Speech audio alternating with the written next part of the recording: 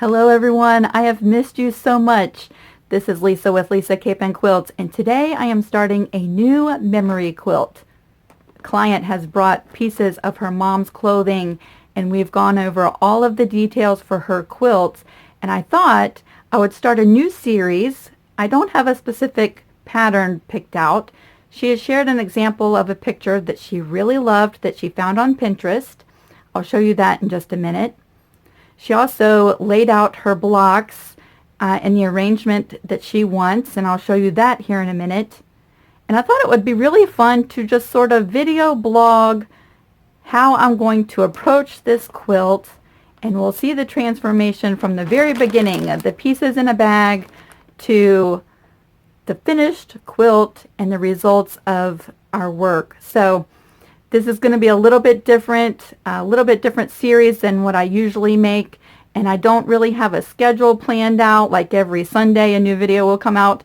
I think I will just video parts of my work day and put together a video, and the videos will pop up as I get the quilt done. So what I'll do is create a playlist, and the playlist link will be in the description of the videos, and it'll be called Memory Quilt with Sashing on Point, or Memory Quilt on Point with Sashing, something like that.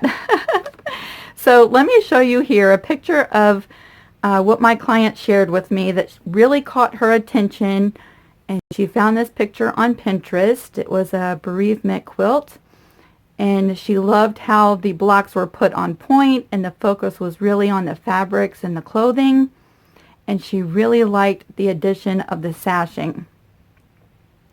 And so that's what we're going to do with these pieces. She's already cut apart the clothing for me, and she brought me pieces that are about this big, just like this. And so they do not have any stabilizer on them yet.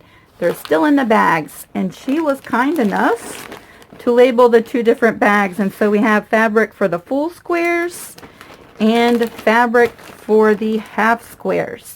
So let me show you a picture of the arrangement. She's already determined where she wants all of these blocks to go. And so I'll use that as a guide to arrange her quilt up on the design wall. And so that's where we are. Look at all of these fantastic fabrics. These were all her mom's clothing. So we have some really fun different prints, plaids, all kinds of different kinds of material here that we're working with, even some denim. And so for this project I will be using some stabilizer, and this stabilizer is, I'll show you the label, it's the Pt.1 Apparel Interfacing. The basics, the number is P44F JAS Fusible Interfacing, and this is my most favorite kind of interfacing. I know we all like different products, but I really like how lightweight this is. When this is on the clothing, it does not give a ton of extra weight to your quilt top or even your finished quilt, but yet it keeps your clothing from stretching. And so I really like this. If you have a problem finding this, I'll go ahead and put a link, an Amazon link, in the description box. You can find this at Joann's, and you can find it on Amazon, and the price is relatively comparable to each other, especially if you use a coupon at Joann's. But I go ahead and buy bolts of it off of Amazon, and it comes straight to my door. And then I have plenty to do my quilts with. So this is the stabilizer that I'm going to use. And so let's go over the details in this video about her quilt. She wants to do a throw size quilt. And so really my part of designing her quilt, because she's already picked the layout of her quilt and she's already decided where she wants all of the fabrics to be in her quilt, and she's picked out the color of the sashing. And so all of that work is done.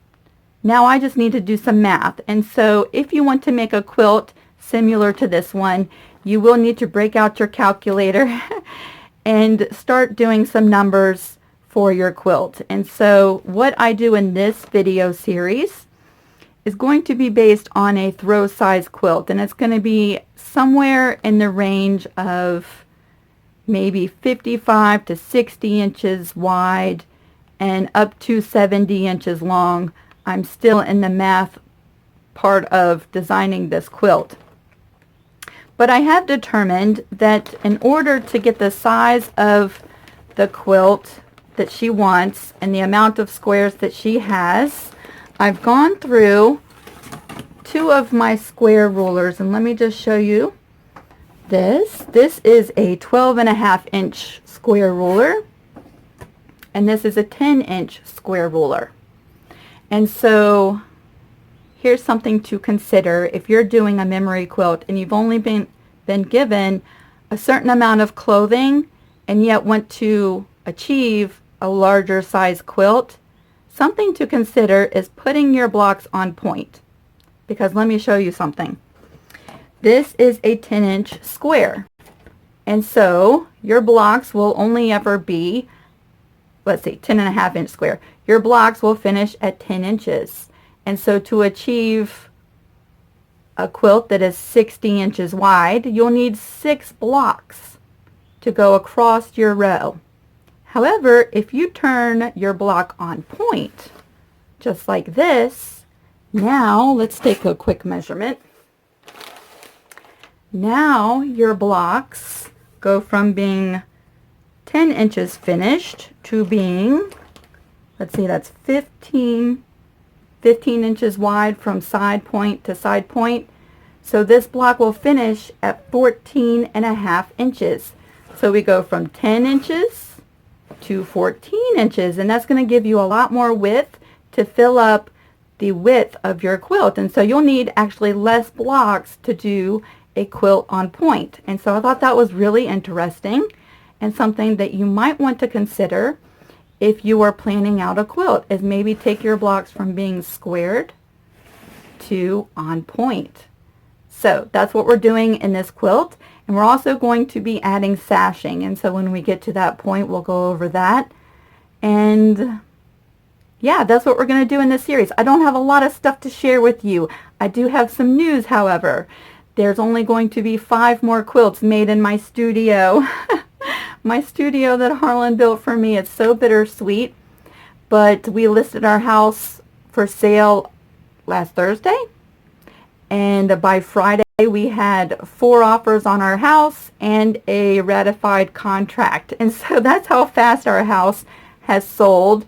And so we have a closing date after the first week of June, and I really had to make sure that we stretched out the closing date to accommodate all of the commitments for my quilts, because I had already taken on some commissions for quilts before we ever decided that we were going to sell our house.